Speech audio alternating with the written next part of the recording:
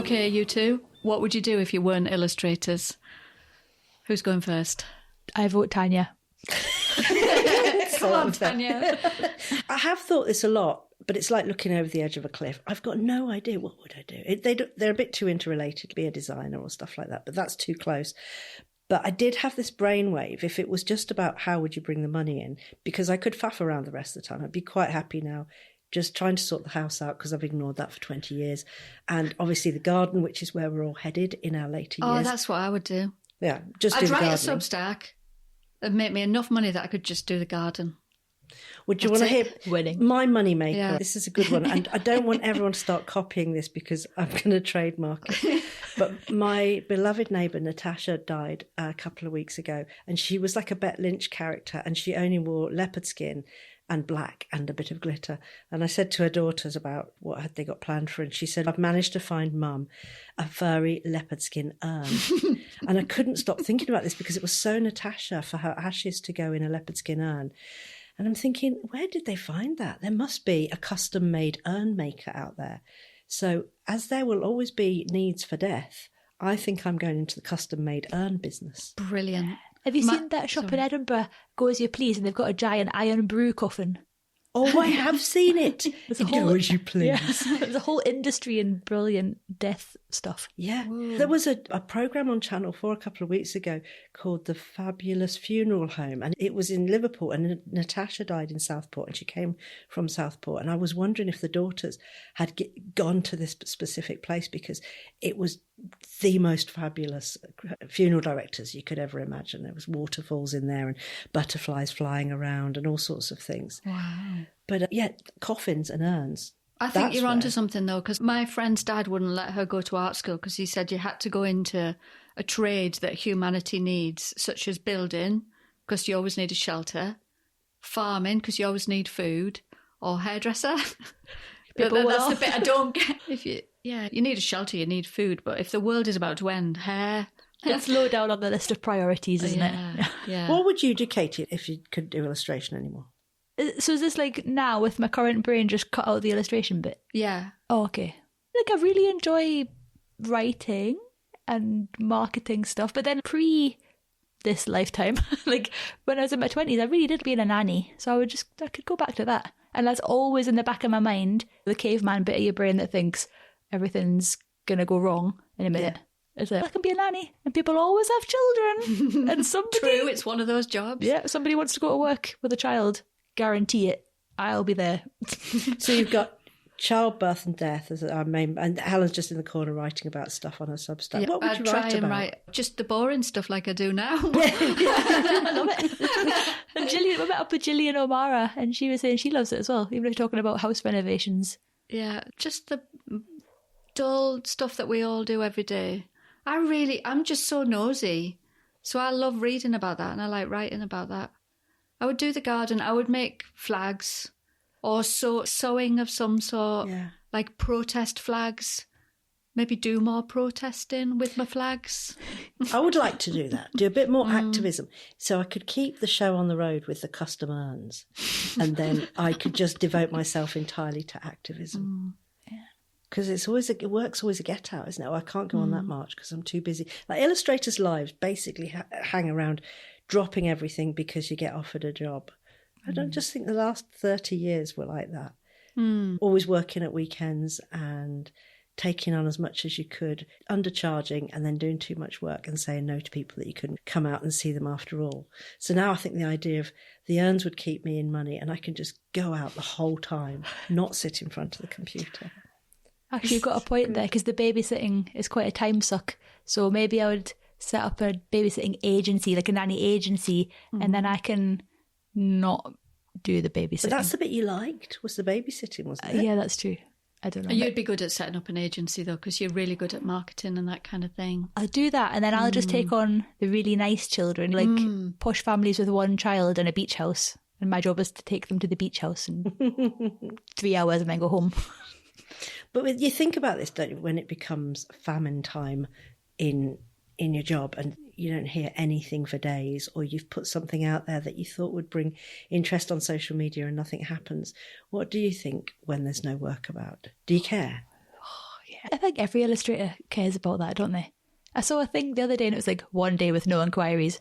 Oh, I can have a little rest. 2 days with no enquiries. Maybe I'll clear out the shed. 3 days with no enquiries. Oh, like it's time to retrain. What have I done? I'm a bad illustrator. And I definitely feel that.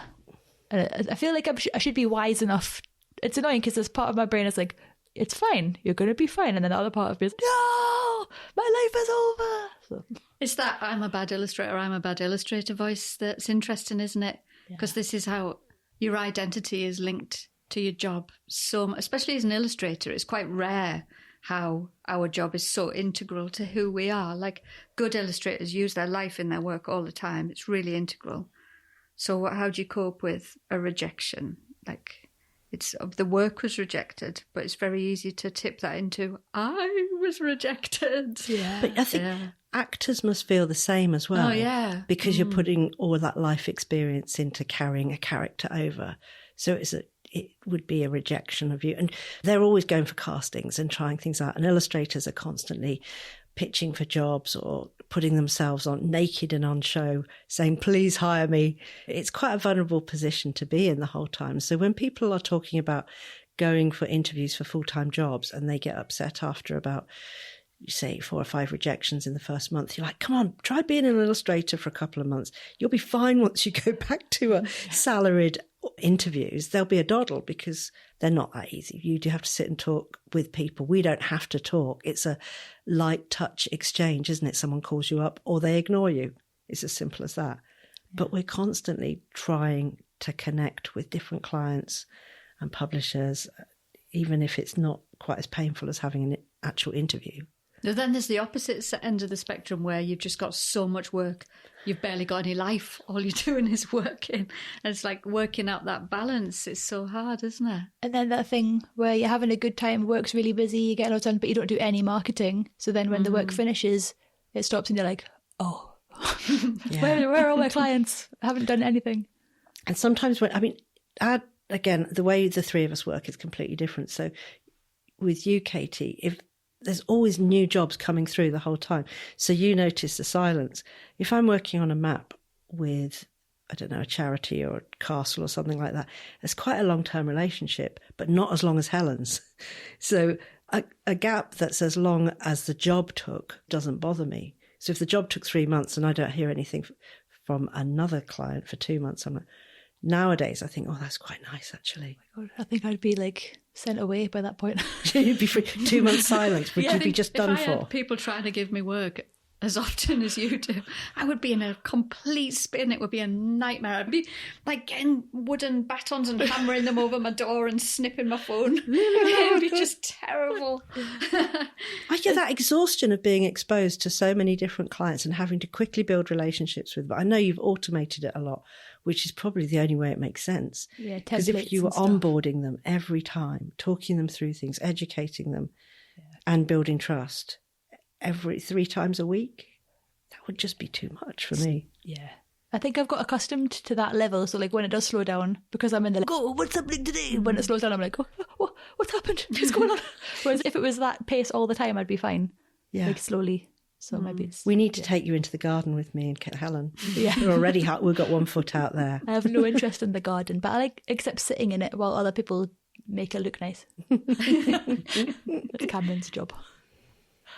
Yeah, it is tough on the personality, especially in the early days when you don't know what rhythm your work-life balance is really going to take. Everything seems to be a first time.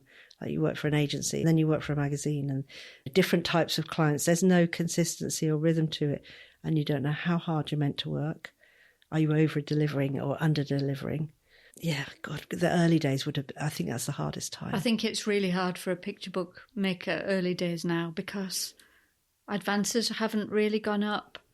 When I first started, it was really easy. I lived in London. I could make maybe 1 book and a set of baby books a year and be absolutely fine.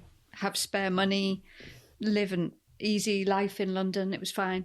But over the years, the wages just didn't go up. Luckily, about the time advances stopped going up, I had some really good sellers, so then royalties came in. But it must be hard for picture book makers now because I did feel like I was on a treadmill of make another book just to keep going. like money-wise, as the years went by. But I always had the royalties coming in, and without that, I think that's hard. So I think for picture book makers, having other streams of income is essential now. So having those thoughts of what would I do if I wasn't a picture book maker is actually really healthy, because writing on Substack or doing something else, or having an online shop, will make being a picture book maker so much less stressful. Yeah, because it stops you saying yes to everything as well, which is the other trap, isn't it? If you haven't got another income stream to prop you up a bit, you could spend weeks on a project that you don't like, that wasn't your core activity anyway, and at the end of it you don't use it in your portfolio because you don't want to be commissioned for anything like that again, but it paid the rent. And too much of that can be a real downward spiral. Yeah, you want to get to the stage where you're taking on jobs that pay well enough that you've got a bit of breathing room afterwards to do maybe a bit more marketing, or to regroup before the next job. Because when you're in that treadmill thing, it's horrible. A lot of people put one day aside, don't they, purely for marketing, so that they know but it's quite hard if the deadline on a job is a bit intense, then all those carefully organised structures for your business life go out the window. Yeah. And you're just working 7 days a week to get this thing done. I used to put a day aside. For a few years, I would put a day aside. Every Friday, I would go and draw from life. So that I would know what my next picture book was going to be. Because I've always been very lucky that I never had a gap, like a period where I got no work. Because books take so long to make, and I had some books that sold well. So there'd always be another publisher or my publisher saying, can we sign you up for next year or the year after or the year after? So I never had a fallow period. But I did have periods where the ideas were fallow. So they would be wanting the next book lining up, but I would have just come off the back of one book and had no idea what my next ideas would be. So I did go for a few years. Every Friday I would go drawing from life, or do something like go and visit an exhibition, or do something creative where another idea I might find something else. Like artist dates. Yeah, like exactly, artist dates, exactly that. So that my brain would be fed with ideas rather than just sat in my studio working on the previous book. That must be stressful if they're like, come on then, another book please. And, and I think that's why every now and again I made a book that I really wish didn't exist. Because that need for what's the next one going to be? What's the next one going to be? What's the next one going to be? It's quite hardcore, that. It's really hard. Again, that points out that different areas in illustration, that picture book author-illustrators are a different beast to a service illustrator. So it's a bit of a kind of, it undermines the activity a bit. But we're always working with other people's content, aren't we, Katie? Exactly. I was thinking that. I don't have to think of the ideas. I've got to think of the ideas in terms of making it look interesting, but they're saying the words. It's a bit like that Father Ted thing. Like, it sounds really nice being a picture book author illustrator, but that's a lot of work. Oh, that's what you mean. You've got one idea and you have to have another idea and keep going like that. And when you've just finished a book as well, you feel absolutely, it's like you just gave birth. Yeah. Leave me alone. And somebody else is going, when are you going to have the next one then? When are you going to knock the next baby out? Is that like when the midwife comes around, you've given birth 2 hours ago and she's like, have you thought about contraception? It's exactly that. I'll never need that ever again. Are you mad? It's exactly that, yeah. It is so different. It's so all-encompassing, author-illustrator world. You're the real deal. I shouldn't say that, but I think you are. I'm shaking my head. It doesn't feel like any real deal. I wish I did. That would be nice. I'm gonna take that in and try and feel like the real deal. Yeah. Thank you. No, it is, because you have that.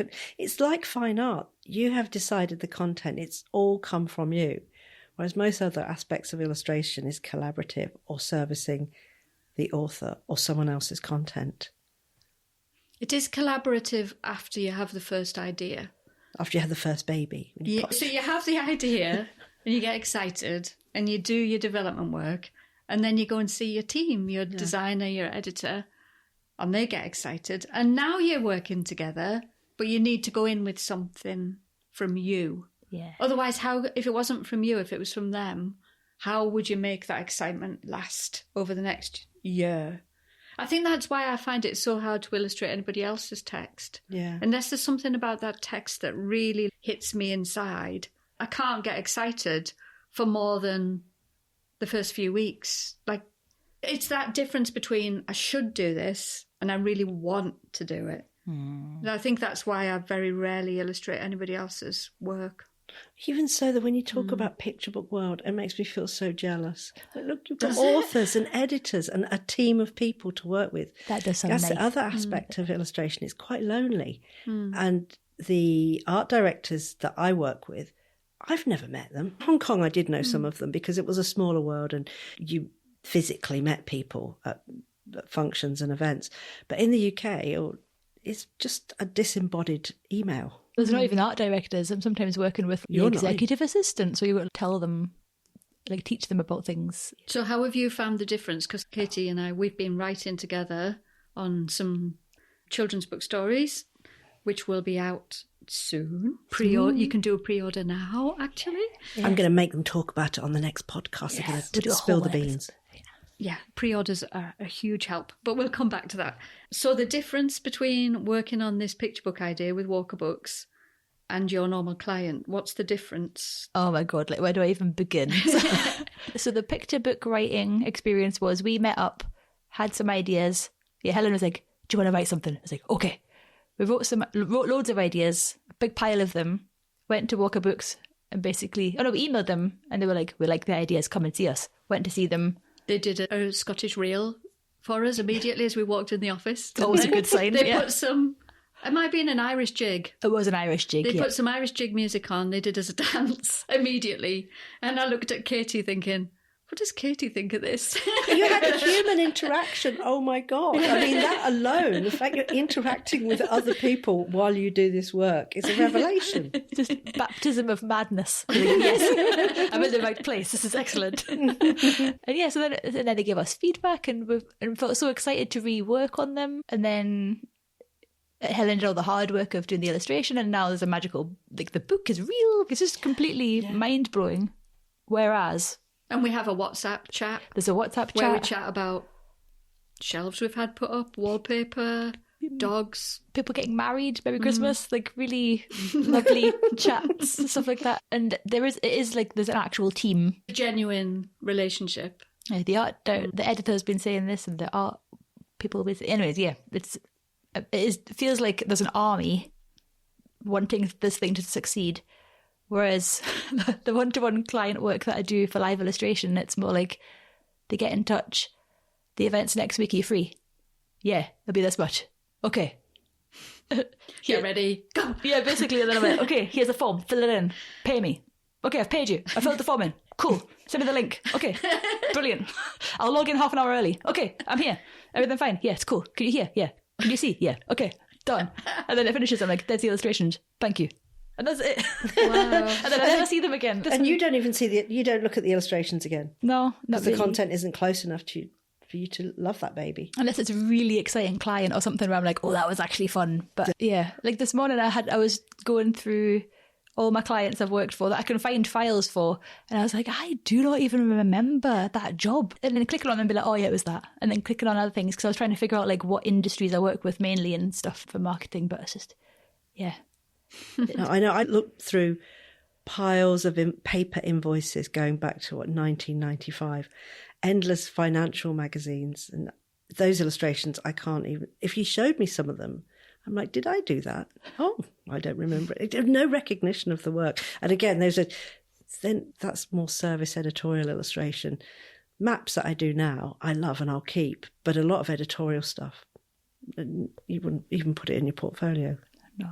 I think when I started live illustrating, I was really excited about it and loved it. And now it's a bit more like it's just my job and I'll do it and it's done. Whereas the book stuff felt really exciting and fun because I really enjoy writing. And then to see it in book form and read it to my daughter and her laugh at it, I was like, yes! It's a real thing. You're interacting with everyone's lives. Yeah. You're expressing some personality and then feel ownership of it. And it maybe lasts. More. Yeah. Yeah. But yeah, very different worky experience. I have a feeling Katie's going to have a brainwave in a year or two and we'll be doing I don't know whether it would be completely different or whether it's a pivot. I think you're going to do something different soon. You never stand still long enough anyway. No, I get excited. Yeah, you'll find a thing. You're looking through your crystal ball. Yeah. Ooh, what is it? Tell me what it is. But what I think whatever we do, you just need community around you, because we were talking about that loneliness thing as well, and all the tricky bits of being an illustrator. But I think if you can find people that you can just spend a bit of time with, even if you have to travel to go for a coffee with illustrators in another town, it was our salvation in the end, wasn't it? It would have been really hard carrying on now if we had never met and we'd never done good ship and we're still doing these same things on our own. The amount of stuff we would not have learned from each other. Yeah. I can't imagine. It blows my mind how much we've learned. I'm so glad that you moved to Berwick and you graduated art school, and we met those times for coffee and went, should we share this with other people? What do you think? Yeah, go on. Yeah, maybe we should. Oh, it's lockdown. Shall we launch? I don't know. Katie's mum said she would join. We've got nothing to lose. I meant to say, goodness, we did. My mum came to the AI workshop. Oh, she signed up for it anyway. Did she? I saw it and I was like, Mum, why do you need to stand out in the illustration industry? I love it. I love that. That's so brilliant. Because Edith's been asking us so much stuff, hasn't she? Well, you know, I had my niece staying with us doing some work for Good Ship for us. She, on the morning of the AI workshop, got a text from her dad. It's okay because I don't think he'll listen, and I'm sure he won't mind, but he sent her a message saying, oh, you're working with the Good Ship today. You should talk to them about how brilliant this is. And on Facebook that day, all the local builders were all putting AI-generated images of themselves with all of their builders' equipment. It's that awful caricature thing, wasn't it? Oh, God.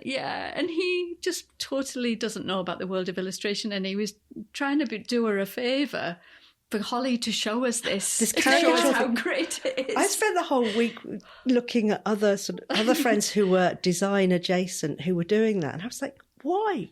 You should know better. As a designer, why do you want to fall for Sam Altman's stupid caricature thing and burn up half a lake of water to do that? It's just so pointless. He didn't realise that he sent us it half an hour before we were going live with our AI workshop. It's really good. I don't know why I'm talking about... Oh, yeah, because you were talking about your mum at the workshop. Oh, yeah. But before I came back to the UK, I'd just taken part in a group exhibition for the first time in ages with other illustrators. And it was such a brilliant experience. And I met so many people, sold lots of work, felt part of a community. And I remember at the end of it thinking, that is really significant. That is having such a massive impact on me. I don't quite know how to turn this into something later, but I know that it's profound for me personally. And really all it was after 25 years of working on my own in a little island, not even in a village. No one would be passing by to knock on the door. So it was really isolated. This was such a contrast that I was like, wow, there's another world out there with other people who are doing the similar things, and they might help you as well. So when I got back to the UK, I remember when we met up, I kept thinking, I must remember to do things with people because stuff happens. And we did our Christmas fair, didn't we, in my house? That was so cool. That was good. And it was our first sort of really dipping our toe into, okay, let's try and do a thing together and sell some of our pictures. And then we took over a gallery in town the next year. This was pre-Good Ship. Yeah. We took over a gallery in town, and that was a huge hit as well, wasn't it? We should do something like this again. Maybe we should. It's good, wasn't it? Yeah. And then it ended up with this. I can't, like you say, I can't imagine what life would be like if we hadn't all joined together and thought we were brave enough to do some mad things that actually did happen. Even though I look back on that part of my life in Hong Kong, I was really happy. But that isolation is corrosive after a while. You just think this is it. You just bob along like this, nothing will happen. So if you're feeling like that as an illustrator and you're feeling lonely, just look. There's so many platforms, whether it's AOI or Instagram or even the Good Ship Instagram. We have people in the courses saying things like, oh, I'm in Norwich. Anyone in Norwich? Or I'm in Vancouver. Anyone in Vancouver? There's all these micro groups have opened up everywhere. There's that little lovely group of illustrators that includes Sam, Bedroom Pro Collective. Yeah, Pencils on Toast, who have a Zoom call every week. There's lots of communities on Instagram, aren't there, whether they're local or global. But ideally, you want something you can physically go to and hang out and make friends, because I think the difference is phenomenal. It really changes how you feel about your work and your life. Yeah. You're more powerful when you band together, aren't you? Yes. Totally. I would never have been brave enough to even doing a podcast now. If someone said, oh, you will do podcasts, I feel like, not on your life. That's never going to happen.